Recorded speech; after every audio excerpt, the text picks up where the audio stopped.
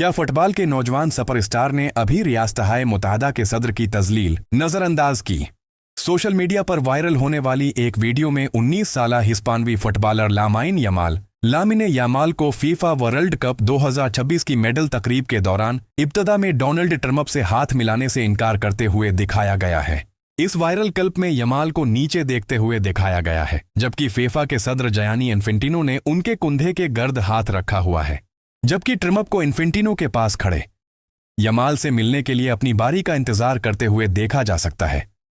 हिस्पानवी footballer ने अमरीकी सदर से आगे बढ़ने से पहले सिर्फ एक सिरिया हाथ मिलाया। ट्रम्प ने वर्ल्ड कप की ट्रॉफी स्पेन के हवाले की, जिसने दिफाई चैंपियन अर्जेंटीना के खिलाफ 1-0 से फतह हासिल करके फीफा वर्ल्ड कप ट्रॉफी उठाई।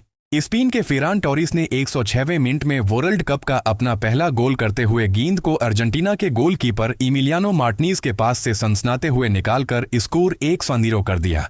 बाद में ट्रम्प ने कहा कि उन्हें वर्ल्ड कप के मेजबान के तौर पर मुल्क की कामयाबी पर फख्र है और मजीद कहा कि पूरी दुनिया से लोग आए हैं। ये है रेडियो जीवे Pakistan digital. Thank you for joining us today on RJP Digital. We hope today's insights leave you informed, engaged, and inspired. Until next time, take care and stay connected with the news, informations that matter.